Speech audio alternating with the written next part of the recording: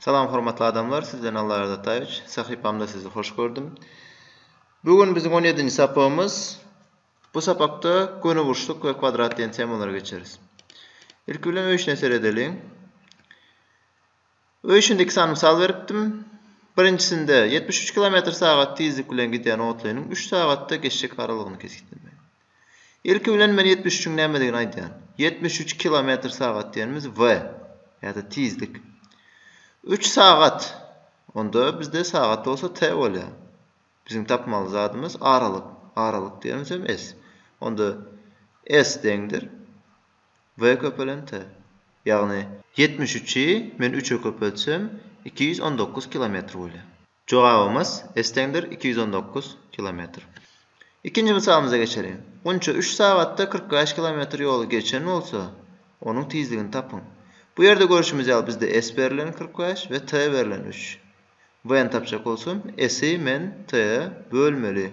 O da 45 paýlanan 3 bolýar. O da 15'e deň.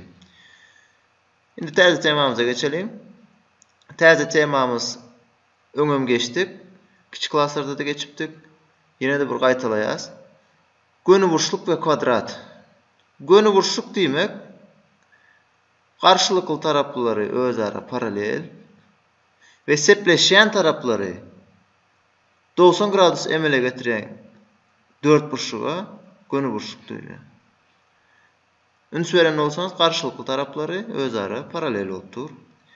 Sepleşen tarapları olsa 90 gradus burç emele getirir. Şoň üçin muňa gönü burçluk diýilýär. Adynda hem gönü burçluk diýip aýdypdyr. Sebebi burçlaryň ählisi gönü. Gönü burçlukda iğni ve uzunluğu diýip iki sany düşünje bar. İğni diýeni taraplarynyň kiçi aralygy, uzunluğu diýeni uzun aralygy.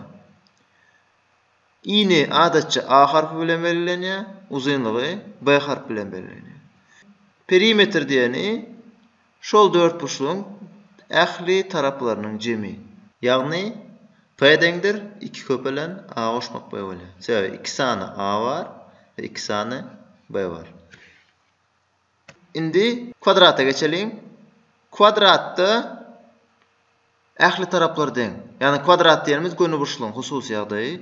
Ähli taraplar deň bolan gönü burçluga kvadrat diýilýär. Gönü burçlugyň tarapy A bilen belgilesek, onda bir tarap A diýsek, onda gönü burçlugyň perimetri ähli taraplarynyň jemine deň.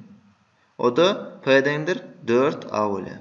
Ya da şu yerde bizde A ve B ederek ikisinde de A dur. A goşmak A. 2 köpelen A goşmak A bolýar. O da 2 köpelen 2'imiz 4 bolýar.